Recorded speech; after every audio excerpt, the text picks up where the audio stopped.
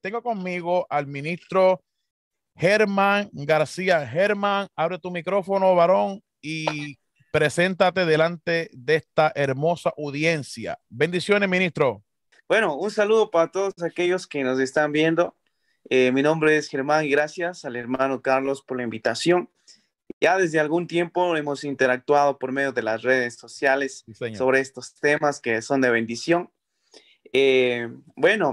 Soy de Ecuador, por ahí mencionaste, hermano, a alguien que estaba de Ecuador. Sí, yo soy de Ecuador, de acá, eres ecuatoriano, eres ecuatoriano. Ecuatoriano, exactamente, soy ecuatoriano. De acá, especialmente de la ciudad de Pastaza, soy de acá. Y bueno, todavía ahí incurrando en esto del mundo de las ciencias bíblicas y también de la teología, ¿no? Porque creo que vamos a hablar algo acerca de los dos. Mi profesión es acerca de psicología, ¿sí? Psicología y la teología. Excelente. Es por ello de que, como bien sabes, mi hermano, en mi página, por ahí subo algunos artículos acerca de psicología, conducta de personas bíblicos y tratando de ser instrumentos, ¿no? De ser instrumentos para aquellas personas que, al igual que nosotros, están involucrados en esta curiosidad. Porque, como decía, cuando le preguntaban a Albert Einstein si era inteligente, él decía, solo soy un curioso. Y así me considero, ¿no? Solo un curioso que trata de entender esas cosas difíciles para poder ser de edificación para otras personas. Así que bienvenidos a todos y ese soy. Mi nombre es Germán. Un saludo a todos ustedes. Pastor, conforme a su experiencia, conforme a su caminar en los estudios académicos, le hago una pregunta, ya que usted es un hombre de fe, usted es ministro. ¿Se puede ser objetivo estudiando académicamente siendo hombre de fe?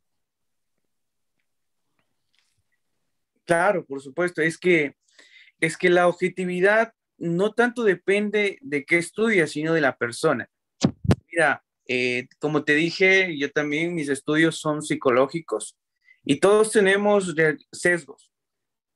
Toda interpretación tiene un contexto, sea la que hagamos, sea una interpretación académica, científica, matemática. Lo describió así de esta manera. Toda interpretación tiene un contexto. Toda conclusión que realiza el ser humano tiene ya un contexto pasado, sea la interpretación que hagamos. Entonces, la objetividad no tanto depende si eres creyente o no creyente, sino la objetividad depende de la metodología que tú usas. Ya, excelente. Decía que la objetividad depende de la metodología que usamos. Y si alguien quiere decir que no es, que alguien es subjetivo solo por ser creyente, pues se olvida que la metodología está basada a métodos, ¿no? Y todos, sea la persona que sea de la profesión que sea, tiene sesgos. Entonces todos filtramos a dónde queremos apuntar. No existe una persona que no tenga sesgos. La cuestión no es si es creyente o no es creyente. La cuestión es en base a qué metodología y cuáles son sus apuntes allá. ¿Por qué? Porque existen gente atea brillante, ¿no? Y asimismo existen gente, tú sabrás, nosotros leemos a Pineiro, a Bart Ehrman, leemos a personajes que tal vez no tienen su fe en el cristianismo, pero tienen una metodología acertada. De la misma forma existen científicos inteligentes, por ejemplo. ¿Quién puede decir que John Lennon, por ejemplo, matemático de Oxford, y otros científicos en universidades prestigiosas del mundo, donde que están el centro de la ciencia, Wow. ellos también tienen fe y basan su creencia bajo metodologías? Entonces, ¿cómo podemos nosotros simples, a veces, yo sé decir simples, a veces hombres de teólogos de fe, como a veces se les dice, ¿no? Sí. Decir este es subjetivo y este no. La cuestión no es tanto caer en una falacia dominante de las personas, sino centrarnos en la metodología. Entonces, si tú preguntas a un no creyente, dirá que ellos tienen más ventaja. Si tú preguntas a un creyente, dirá que ellos tienen más ventaja. Creo que la cuestión se trata en usar las metodologías correctas para llegar a interpretaciones adecuadas. Excelente, excelente. Sí, es una de las preguntas que siempre las personas me hacen, y yo intento siempre ser lo más claro posible para que las personas entiendan. Entiendo que su aporte referente a la pregunta es buenísimo, trajo buenos argumentos. Quisiera pasar a la otra pregunta. Ya en el chat hay varias preguntas, pero vamos a sacar las más coherentes, las preguntas más coherentes que sea beneficiosa para el programa. Pastor, este,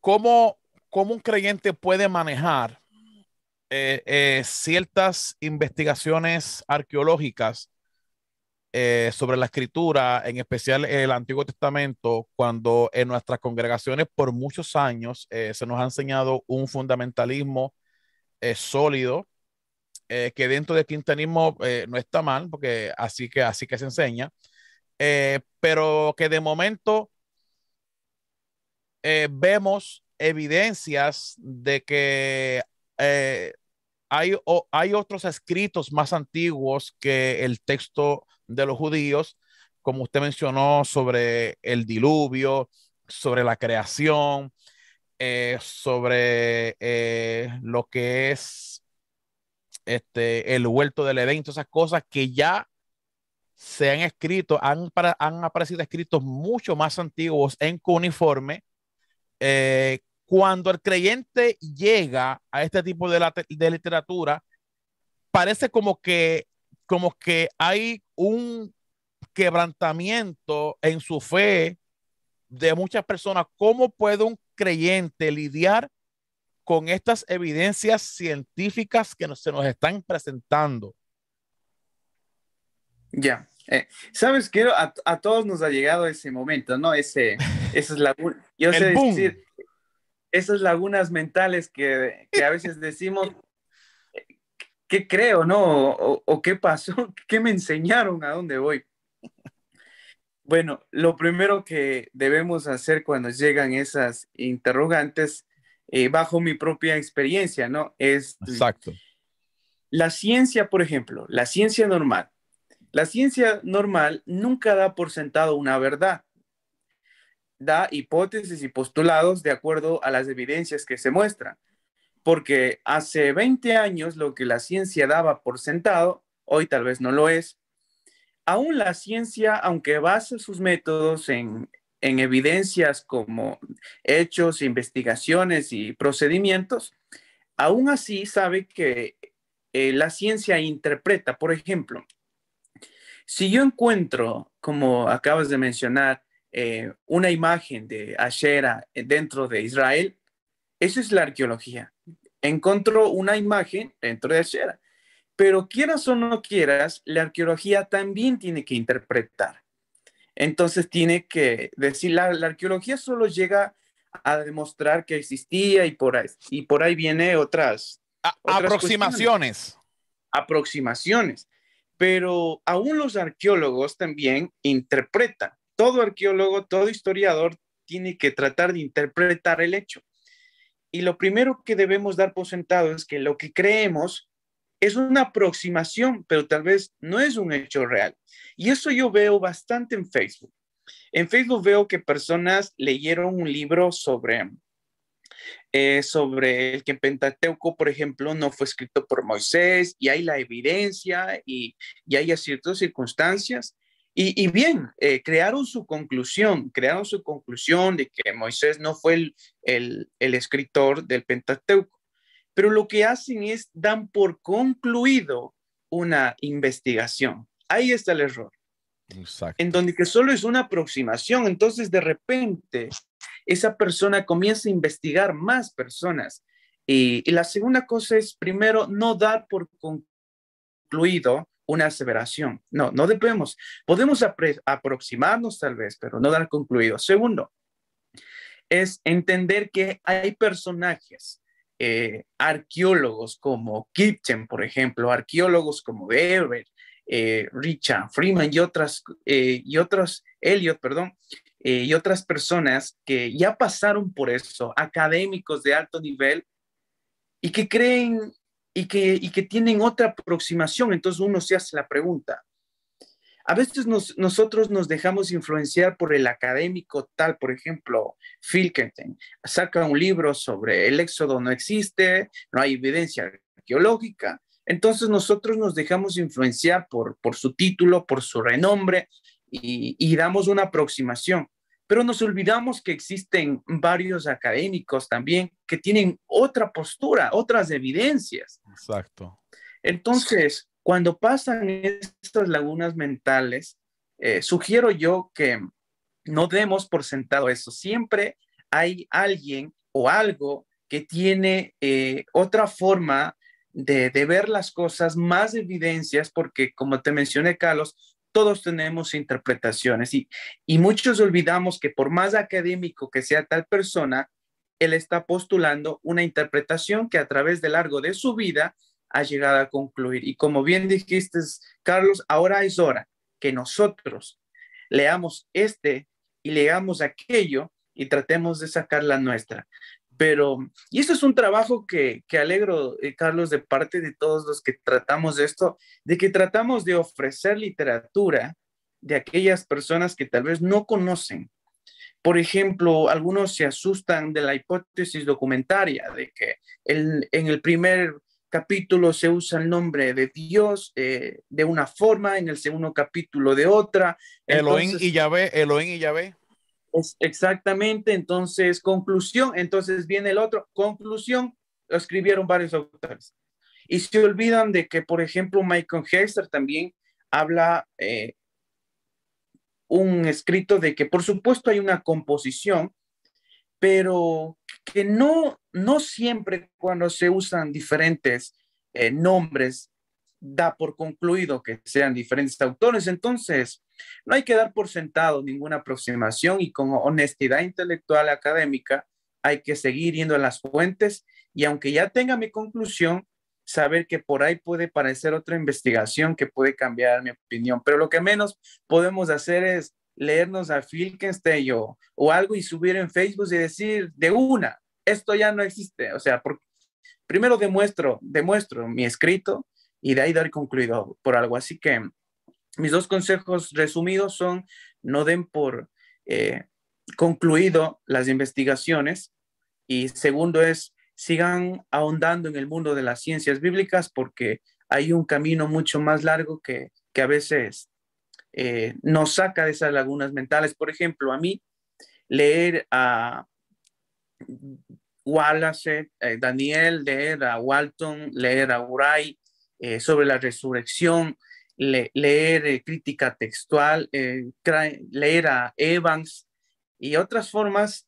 Entonces, cuando leía, por ejemplo, a Bar Ehrman, a Peneiro, de repente con la exégesis, con el griego, con la cultura, y uno se queda, es verdad, o sea, que es cierto eso, pero de repente vas a la otra línea erudita, evangélica, erudita de estudios bíblicos, y encuentras que hay otras aproximaciones. Y, Exacto. y, y no es que dejas la una porque la otra se asemeja a ti, ¿no? Sino que encuentras el balance. Entonces, el buen académico, estudioso bíblico, no tiene que dar por sentado nada y encontrar un balance en las dos cosas, ¿no? Y esto viene también del parte de los ex fundamentalistas, ¿no? Los que salieron de este fundamentalismo que se dice, pues, también se vuelven a veces reacios, porque creyeron esto, no dan la oportunidad. Una vez, por ejemplo, estaba compartiendo con una persona que decía que lo regular, ¿no? Que no existió Moisés y esto, y, y le ofrecía literatura para aprender, académica. Es más, hasta le estaba por regalar algunos libros y la persona de ella fue, no, no los quiero, no los quiero porque los cristianos no son objetivos y no los quiero porque acá estos son académicos de verdad, pero yo dije, pero un momento, ellos son graduados de Harvard, de Trinity College, son de las mejores universidades, estamos hablando de Oxford, Cambridge, o sea, ¿qué quieres, no? O sea, ¿de dónde quieres? Pero todos apuntamos a nuestro sesgo y no demos por aproximado en el campo del estudio bíblico, sino que demos la libertad a que las evidencias nos lleven a donde tienen que llevarnos. Exacto, exacto, excelente. Y fíjate, varón, que eso es uno de los consejos que yo siempre he dado a las personas que nos siguen, que no nos quedemos solamente con un autor, sino que leamos varios autores. Y en unos lives que yo hice hace ya, creo que un mes atrás, yo saqué dos libros, varón. Saqué el libro de Bart Ehrman, Jesús no dijo eso, que lo tengo aquí en mi biblioteca, pero también saqué el de Grant Evan, el de Grant Evan, el Jesús La respuesta, deformado. Claro, y porque le hay que responde leer los dos. Hay que leer los dos. exactamente. Y por cierto, en el canal de YouTube traduje al español el debate que tuvieron los dos. Así que vayan a ver en una parte, me falta subir la otra parte. Oh, ok, El debate en vamos, español hablado. vamos para allá a ver eso.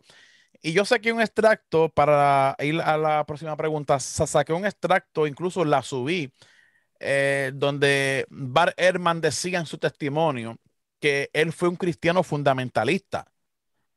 Entonces, que cuando conoce al mundo académico y estudia en una de las universidades, él comenzó con la crítica textual y fue profundizando y eso hizo que perdiera la fe. ¿Eh?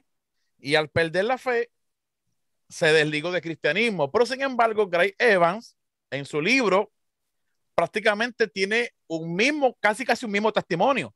Conoce la crítica textual porque Encontró los mismos. sí, exacto. Y él dice, me chocó, mi fe la tuve que como que armar de nuevo, modificar ante estas verdades científicas que no las puedo negar, pero sigo siendo creyente. Y es una cosa, yo decía, o sea, Exactamente. Por ejemplo, en respuesta a Jesús no dijo eso, traduje un video de Daniel Wallace en donde que él habla sobre sobre la veracidad de las escrituras, en el sentido donde que él habla también de Herman, ¿no? De que se encuentra con los mismos pasajes, se encuentra con las mismas, con las variantes textuales, con los problemas de falta de, o tal vez modificaciones y problemas, pero ¿por qué los dos llegan a diferentes conclusiones? Esa es la cuestión, ¿no? Pero entonces tenemos que aprender a leer las dos partes, ¿no? Y entonces Wallace también hace un análisis, por ejemplo, Edman menciona de que existen muchas variantes textuales que dan por sentado que las escrituras fueron de alguna forma maniadas o de alguna forma no están correctas. Pero Wallace se responde de que en la escritura existen muchas variables textuales por una razón, porque la Biblia es la única que tiene cientos y miles de copias. El tener cientos y miles de copias, por sentado vamos a tener cientos y más de variantes, a diferencia de que otros que tengan menos, pues no los tendrán. Y me acuerdo, una vez leí un libro sobre Bad Ehrman, le preguntan, ¿y cómo estás seguro que Jesús no dijo eso?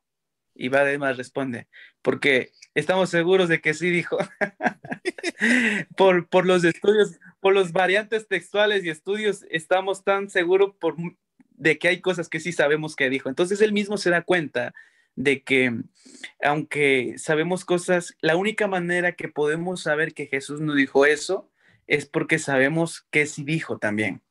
Entonces sí, hay que leer las dos partes.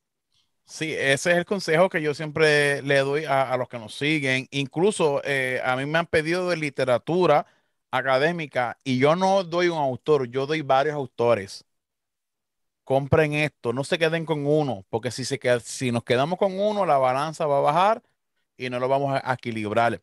Y aquí lo importante es mantener el balance. Mantener el balance, Por eso es bien ejemplo, importante. por ejemplo, una de que mencionaste el libro, yo he notado que muchos de aquellas personas que a veces debaten sobre la resurrección, ni siquiera se han leído a N.T. Wright, por ejemplo, que es uno de los ponentes principales de la resurrección, ¿no? Entonces, ni siquiera se han leído a N.T. Wright. Entonces, a veces tenemos que Como es ampliarnos un poco. confesional, como en tira y confesional, por eso es que mucha gente lo descarta y eso es un error.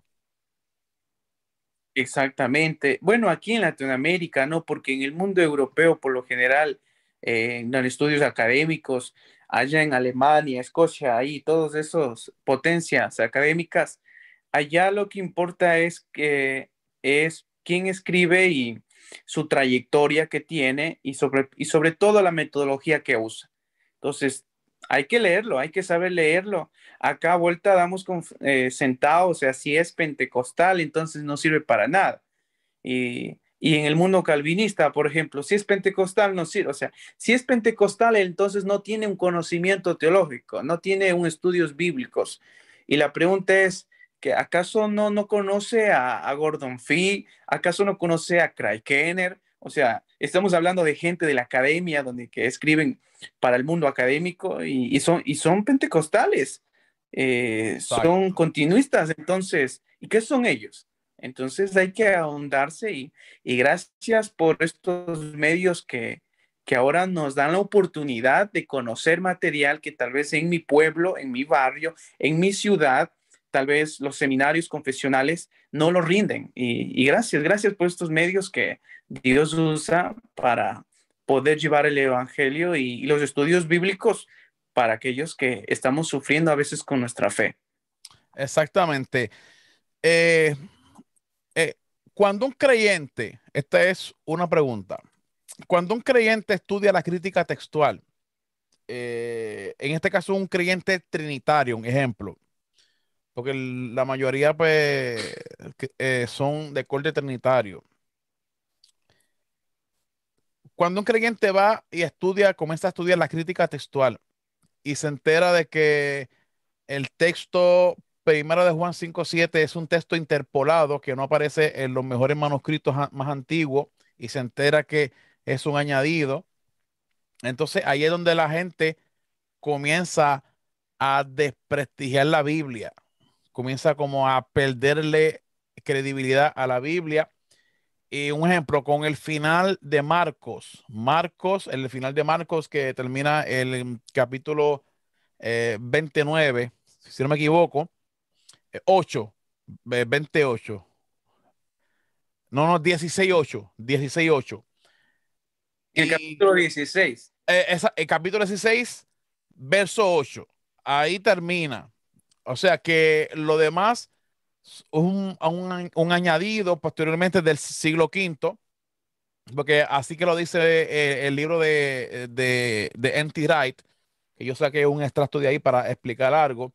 Entonces vemos que hay cristianos que comienzan a perder como que la mirada de la Biblia y ya no ven la Biblia como la veían antes, porque nuestras iglesias nos enseñaron de que la Biblia es el libro de Dios, que la Biblia es infalible, pero cuando un creyente se mete a la crítica textual, que se están metiendo, varón, se están metiendo, pero se están confundiendo de una manera y no agarran la crítica textual como algo para aprender, sino que para desprestigiar. ¿Qué podemos decirle a esos creyentes cuando se enteran de estas grandes realidades? Bueno, podemos de dos formas. Primero, para el que está estudiando eso.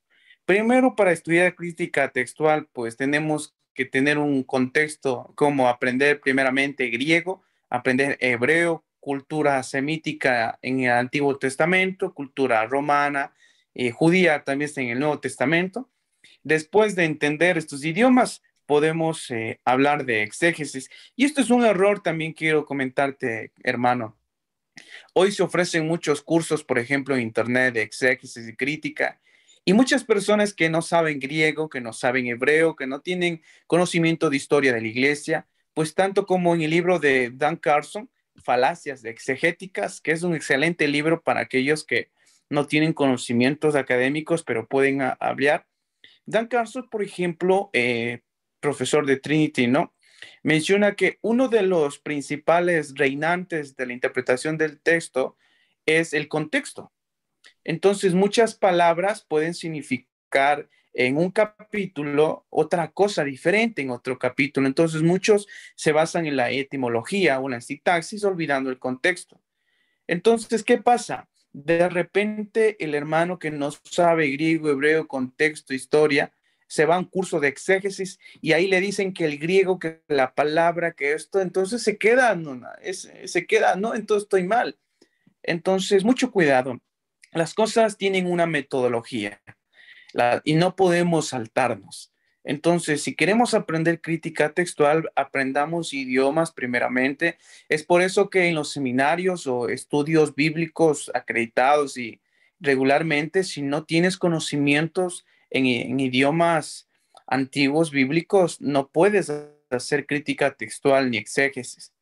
Entonces, primero para esos hermanos que se abonan ahí. Segundo, pues para aquellos que nos enteramos de cuestiones generales o cuestiones de que palabras que se interpolaron, palabras que no dijeron, pues para el que tiene conocimientos ya adquiridos como griego, hebreo y contexto, pues nos daremos cuenta que podremos llamarlo así, la declaración teológica de un tema no lo define un versículo, sino en realidad un contexto del libro. Entonces puede ser que, como bien sabrás, Carlos, el otro día te vi que escribiste en Génesis 1, sabremos que el texto no habla de la Trinidad, no, Génesis 1, y dijo Dios, Dios hagamos. Siempre se ha creído que ahí está hablando el Padre, el Hijo y el Espíritu. Hoy sabemos que ese no está hablando de la Trinidad, pero no con eso nos damos a entender que no puede haber una posible Trinidad en el Antiguo Testamento. Ya Heiser, por ejemplo, lo menciona, donde los dos poderes en el cielo, donde que Yahweh, el ángel de Yahweh es la representación visible de Yahweh mismo, donde que hay dos poderes que se hablan, que se manifiestan. Entonces, si en Juan 7 no habla de la Trinidad, eso no quita que en otros pasajes sí hable. Pero ¿cómo nos damos cuenta de eso? Cuando hay un contexto de lenguas y de un contexto de preparación. Pero para el que no lo hay, pues lamentablemente va a caer en el asombro interpretativo. Y lo más recomendable nuevamente sería buscar académicos que den esa contraparte de escuchar la refutación. Y hoy por lo menos gracias a Internet o por lo menos a Teología en Casa, haciendo publicidad, no, por ahí lo vamos a ver las refutaciones a esos temas. Así que ahondarnos, no hagamos las cosas mal. Si queremos meternos a andar esos temas, eh, tengamos un conocimiento previo, porque si no, vamos a quedar en el Olimpo, ¿no? No. Y el resultado será una fe ambigua. Cierto, también hay un texto bastante que es bien polémico, es el de Marcos 1:1, que en el texto Receptus dice Evangelio, principio del Evangelio de Jesucristo, Hijo de Dios, dice el texto Receptus, pero los textos más antiguos del siglo III, siglo IV, dice principio del Evangelio de Jesucristo, ahí muere ahí, no dice Hijo de Dios. Entonces, cuando las personas ven eso, se escandalizan. Y esos son variantes textuales, e incluso también se forman bastantes polémicas con las Biblias, que hay, como por ejemplo, la Biblia Textual 4 saca todos los versos añadidos por el texto de Sextus, o sea, los saca, una cosa terrible. Y cuando sale la NBI, que salió mucho más temprano, pues la gente comenzó a decir la NBI es del diablo. Pero cuando sale, pero la NBI deja ciertos versículos, pero la Biblia textual los saca toditos. Entonces, a la gente le gusta por lo menos lo que yo he visto, le gusta la Biblia Textual 4, pero sabemos que la Biblia Textual 4 saca todas esas interpolaciones, pero sin embargo mencionan la NBI y dice que es una Biblia del diablo. ¿Cómo podemos manejar, Claro. Germán, esto de la Biblia? O nos quedamos con la Reina Valera o estudiamos diferentes Biblias. Em, una vez pregunté a un profesor de griego de qué Biblia podemos leer y él respondió, primeramente la que entiendas. Sí, desde ahí podemos. Queremos aprender a leer la Biblia en griego, y ni siquiera la leemos en español y queremos aprender griego. Entonces, primero, pues hay que leer la Biblia. Tenemos la mala costumbre de ir a unas Biblias porque no está de acuerdo a mí, estar haciendo críticas textuales de temas que no conocemos. Si yo no sé de idiomas bíblicos, ¿cómo me puedo yo simplemente porque tal hermano dijo esto es del diablo, esto no es del diablo?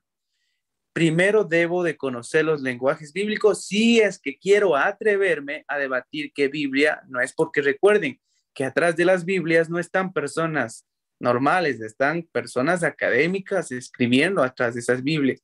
¿Cuál es la diferencia de esas Biblias? Pues que uno, la editorial, pues por supuesto mete su mano para diferentes confesiones que cada editorial tiene. Segunda, las diferentes formas de transmitir. Hay traducciones dinámicas, literales, entonces la NBI, por ejemplo, es más dinámica, trata del el lenguaje actual, por ejemplo, también trata de hacer que esa hermenéutica sea aplicable al lenguaje actual que tenemos. Y no es que cambian, interpolan, o es del diablo o manipulan, sino que simplemente están usando diferentes formas de interpretar a diferentes formas dinámicas de la Biblia. Así que si tú preguntas a eso, yo por lo menos he preguntado a todos los profesores de griego y hebreo esta pregunta, que ellos de la Biblia, sea la versión que sea, totalmente fiable o totalmente no fiable. Todas las Biblias, vaya.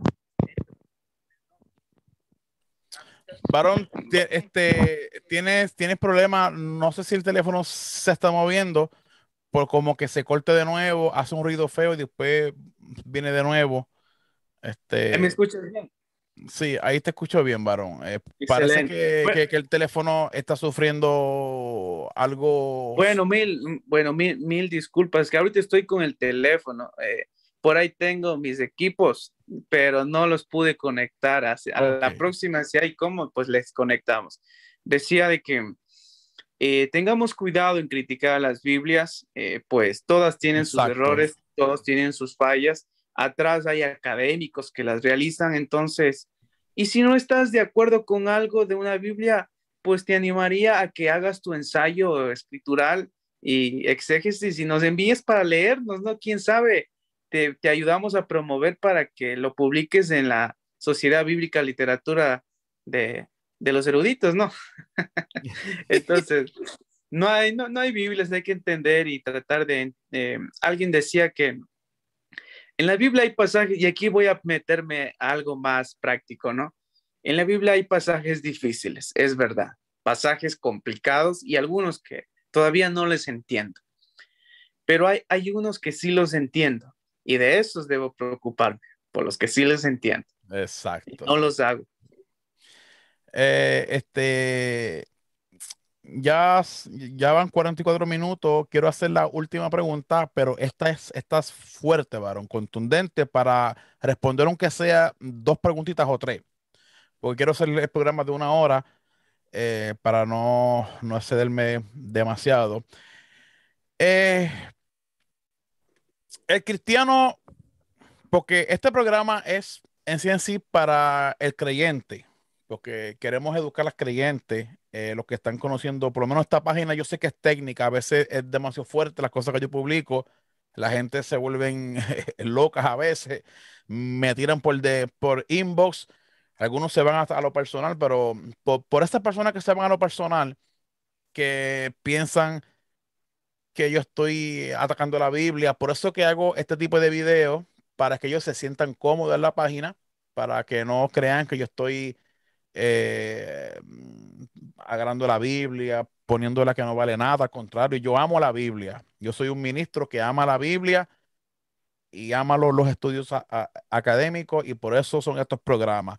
Germán, el tema de la inherencia bíblica es un tema que se ha venido discutiendo por muchos años.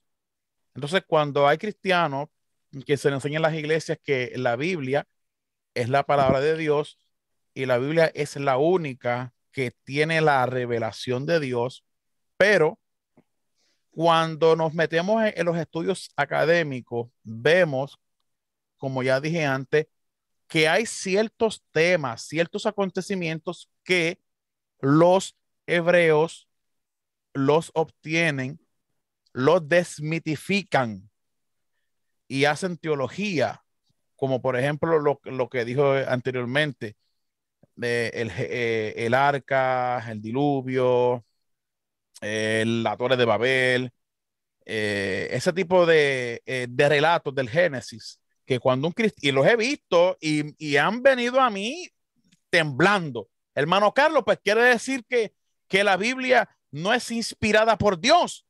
Quiere decir que la Biblia es un plagio. Entonces, ¿cómo le explicamos a estas personas que la Biblia no es un plagio? La Biblia no es un plagio de culturas antiguas, sino que eso tiene una explicación. Y esa explicación es una explicación que hay que explicarla con templanza, con claridad, para que la gente entienda. Germán, ¿la Biblia es un plagio de otras culturas, sí o no? Bueno, no. ¿Por qué? No, exacto.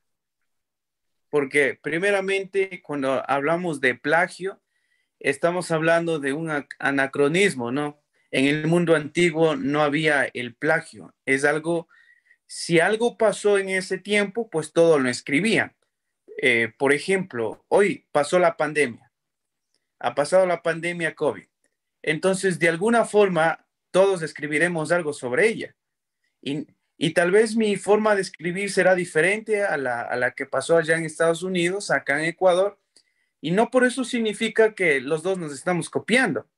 Entonces, en el mundo antiguo sucedían eventos y las culturas antiguas lo describían, por supuesto, de acuerdo a su cosmovisión, de acuerdo a su visión.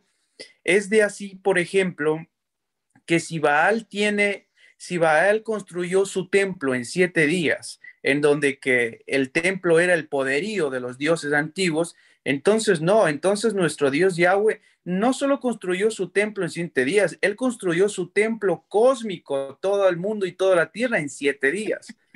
Entonces, no tanto se está tratando de probar ellos están escribiendo bajo su contexto, bajo su cultura, no es el nuestro. Y aquí te voy a citar las palabras de John Walton en el libro sobre los orígenes del Génesis. Buen libro. El libro, el Génesis no fue escrito para nosotros. Y desde ahí debemos entender, fue escrito para un pueblo específico, bajo una cultura específica, aunque eso no quiere decir que nosotros podamos aprender y Dios pueda hablarnos a través de ellos. Entonces, hablar de plagio es hablar de algo que no tiene razón, pues las culturas antiguas escribían bajo sus propias cosmovisiones políticas, teológicas, y, y no copiaban de nada, simplemente escribieron de lo que pasó. Es como, por eso tenemos diluvios cananeos, babilónicos y tenemos diluvios el judío, ¿no? ¿Cuál es el real? Creo que estamos haciéndonos la pregunta equivocada. No es cuál es más antiguo, no es cuál es más real. En el mundo antiguo ellos no tenían esa cosmovisión. La pregunta real es cuál es la enseñanza que están tratando de demostrar a través de eso. Eso se conoce como la mitohistoria. Hablamos de mito como algo falso, pero para ellos la mitohistoria era más real de lo que algo es Oh, para oh, nosotros. para. Dijiste una palabra importante, varón. Gracias por traerla. Vamos a hacer un paréntesis para que sigas explicando lo que está explicando, que está excelentísimo. Esto, el creyente que nos está viendo ahora mismo, que está empezando la ciencia bíblica, debe de entender que cuando hablamos de mito o mitología en la antigüedad, no estamos hablando de mentira, ni falsedad, ni nada por el estilo. Estamos viviendo, estamos entrando en temas donde no había ciencia como la que tenemos ahora, una época primordial donde el mito era el canal para expresar una realidad. Es una forma literaria para expresar Es, una realidad, ¿sí?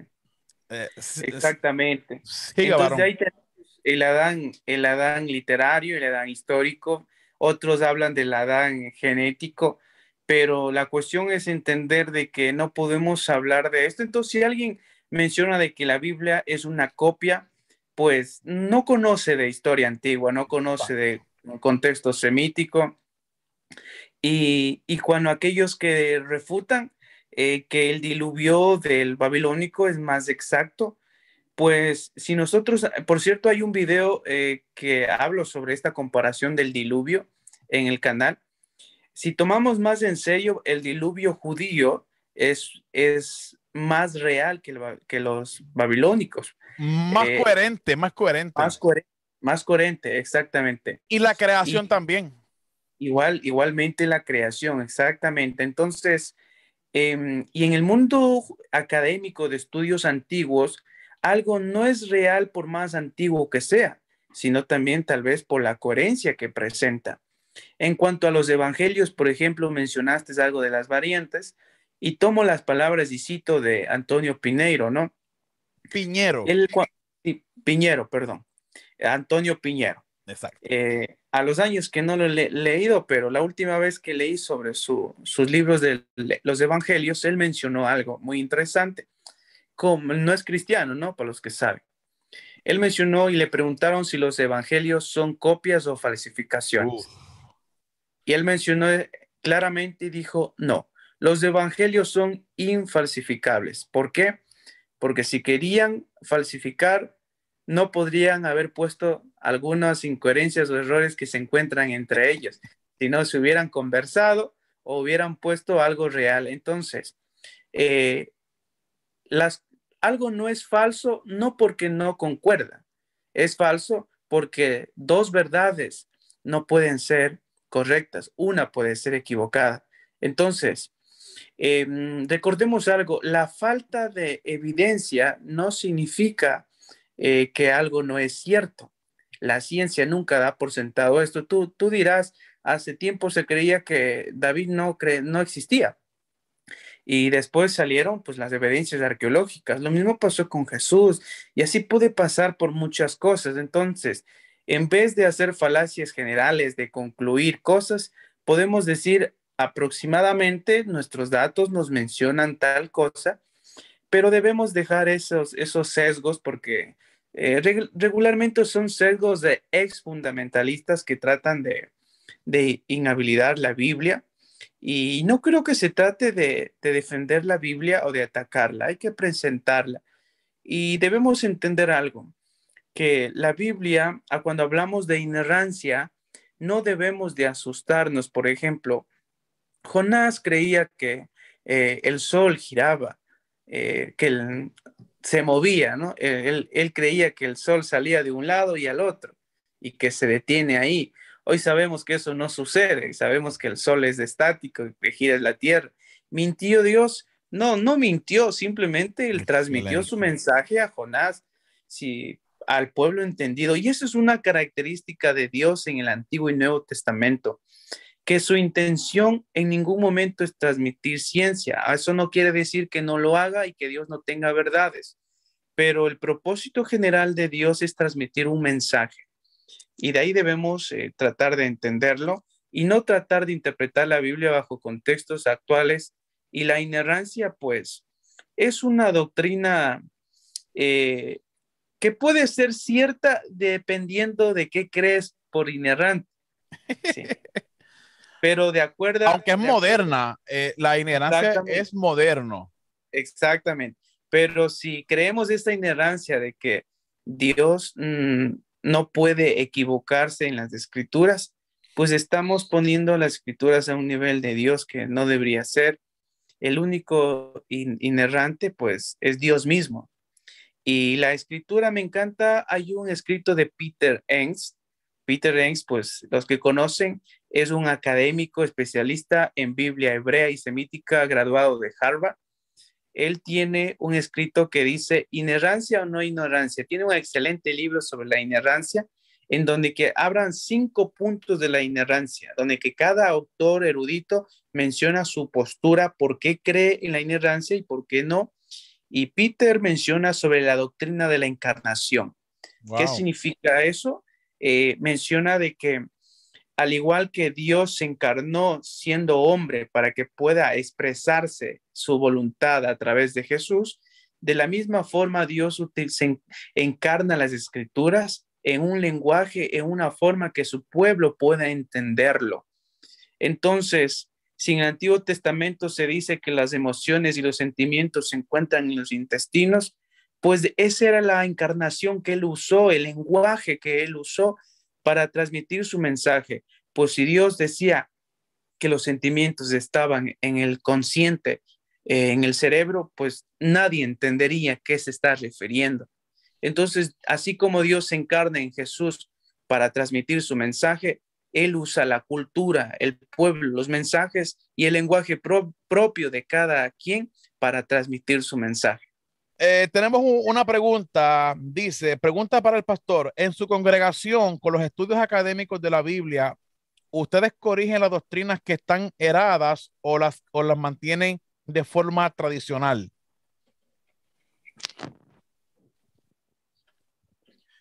Le repito otra vez la pregunta. Ok. Dice, en su congregación, los estudios académicos de la Biblia, ¿ustedes corrigen la doctrina que están erradas o las mantienen de forma tradicional? No, por supuesto. Todas las iglesias tenemos doctrinas fundamentales, doctrinas cristianas principales que no son negociables, ¿no? Y esas doctrinas pues deben ser defendidas. Y no solo por lo que creemos, sino por base que existe. Existe una historia de la iglesia, historia, padres y historia académica que puede existir para ello. Entonces esas son defendidas y creídas como el apóstol Pablo. Hay ciertas doctrinas que el apóstol Pablo debate, ¿no? El evangelismo del Pablo no es un evangelismo simplemente espiritual. El evangelismo de Pablo es un evangelismo argumentativo, tanto así que se pasaba horas argumentando contra los efesios, grandes conocedores del mundo griego. Entonces era un conocimiento, pero había doctrinas que él no negociable y tenían que ser atacados o, como él mismo dice, callarles la boca. Y hay otras doctrinas que no son tan esenciales, que a veces dentro de la congregación, pues esta es una pregunta pastoral, ¿no? Dentro de la congregación a veces no tiene ni sentido toparlas. ¿Por qué? Porque no afectan a la doctrina de la iglesia, no afectan a la fe. Entonces a veces, y muchos de los creyentes que están en la congregación no saben de crítica textual, no saben de griego, no Exacto. saben de hebreo. Entonces no tiene sentido el pastor hablar de que el hebreo dice esto y aquello, pues las personas que están escuchando no les van a entender nada. Entonces hay temas que son para iglesia y que deben ser explicados de una forma correcta, y otros que sí se pueden hablar en la iglesia, pero bajo un estudio o una preparación determinada para poder ser explicados. Entonces, sí, hay temas que deben ser defendidos y hablados como herejías,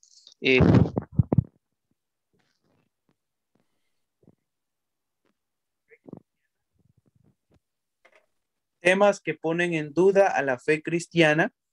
Pero hay otros temas académicos que quedan eso en lo académico y que deben ser sabiamente expuestos en lugares determinados, en circunstancias determinadas a las personas. Entonces, una vez alguien llegó y dijo, ahora sí, hermanos, les voy a hablar de exégesis, hermenéutica, y, y de repente una ancianita dijo, Hermano, yo también oraré por usted porque a mí también el Señor me sanó de todas esas enfermedades. Entonces hay que ser sabio para saber entender al pueblo que enseñamos. Excelente, excelente, varón. Ayer precisamente un pastor de Chile, que también es estudioso, así como nosotros, que mantenemos este equilibrio, este balance, también al final citó ese comentario que usted está diciendo, esa anécdota, y está súper interesante. Hay una pregunta, una última pregunta, por la página Teología Everywhere. Yo me imagino que ya conoce a Amos. Ah, sí, sí, hemos interactuado por mensajes también, sí. Sí, Amos Acosta es amigo de nosotros personal. Dice, ¿qué opina el invitado respecto a estos dos acercamientos al texto bíblico? Número uno, historia de la salvación, y número dos, historia de las religiones. Pues como había mencionado, tenemos que sacarnos de esa idea de que ciertos temas son o mal o beneficiosos. Todos temas con debida metodología pueden ser útiles para cada nosotros y tomo y cito al apóstol Pablo, pues lo bueno lo recogemos y hay cosas que lo desechamos. Entonces, tanto la teología de la salvación, ¿cómo yo puedo debatir a alguien que hace teología? Pues no conozco el tema.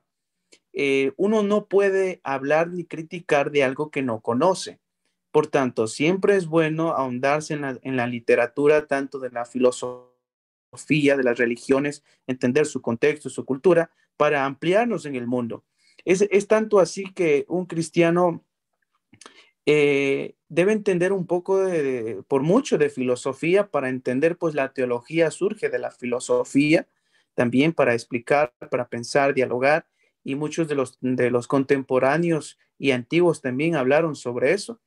Entonces, todo lo que contribuya, y esto también depende en quién tu enfoque. A mí me gustaría leer muchísimo de muchos temas, pero hay algunos temas que aunque son interesantes, no me van a contribuir en donde yo estoy apuntando.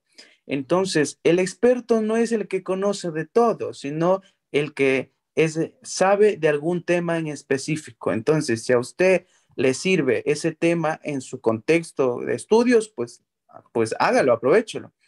Pero y si no, pues hay demasiada literatura y no podemos abarcarnos y si hay temas que contribuyan a donde ustedes apuntan, pues bienvenido, todo es bueno para aprenderlos.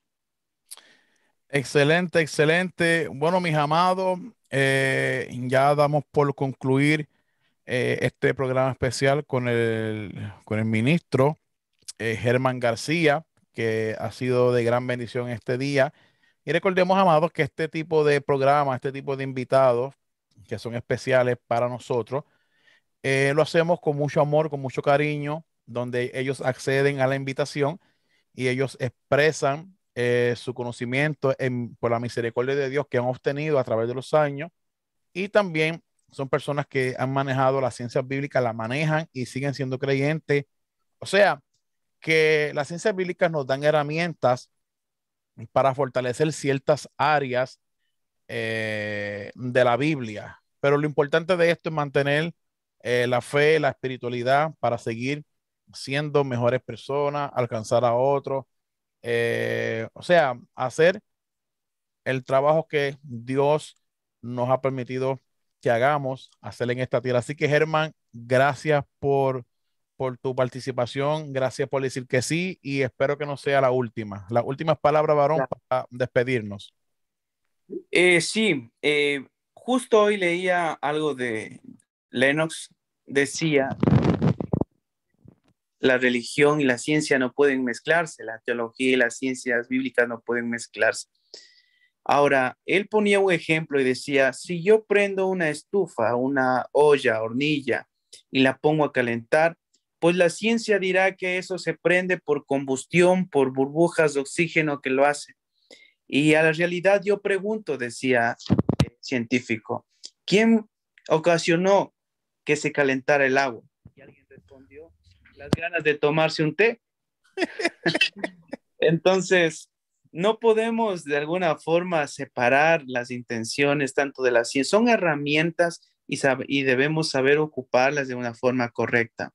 Las herramientas no nos llevan a abandonar nuestra fe, ni tampoco somos cómo lo utilizamos con sabiduría.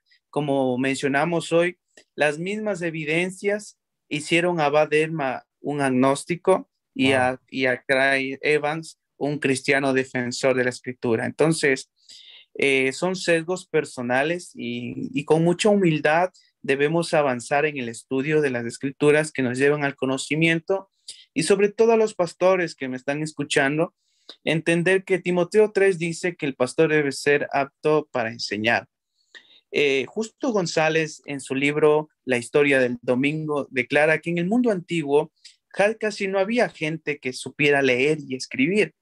Por tanto, se buscaba que el obispo sea una persona preparada, mínimo que pudiera leer para poder transmitir las enseñanzas escriturales. Wow. ¿Qué quiere decir eso? Necesitamos de sacarnos de esa idea que el pastor no necesita aprender Biblia, estudios bíblicos, ciencias bíblicas, sino solo le importa la espiritualidad. Eso es contrario a los primeros avances de la escritura. El apóstol Pablo mismo ya se anticipó que iban a haber problemas dentro de la iglesia y que debían haber maestros preparados. Entonces, la iglesia, los pastores deben prepararse. Una vez leía un libro que decía que el llamado al ministerio es un llamado al estudio bíblico. Entonces, ¿quieres saber al ministerio pastoral? Entonces es un llamado a la lectura, es un llamado al análisis, a la crítica. Y debemos, El audio. y debemos tener mucho cuidado y estudiar, amados hermanos, preocupándonos que a quien servimos eh, son almas y pues dalo con todo, mucha preparación, mucho énfasis y adelante de que cuando vienen esas lagunas mentales, por lo menos a mí me ha ayudado, cuando vienen esas lagunas y esos problemas de fe, siempre recuerdo que hay académicos y eruditos que han pasado por eso y que ya está. Entonces voy a ellos a ver qué han aprendido para ellos también ver cómo lo superaron ellos. Y a veces no solo por un sesgo cognitivo, sino porque es bueno aprender de todo. Y la historia y la iglesia existe actualmente, no existe por la nada. Entonces, eso, gracias hermano por esta invitación y que Dios pueda seguir usando a las personas o como el apóstol Pablo dice en su carta a los filipenses, así sea de buena o mala gana, por lo menos Cristo es.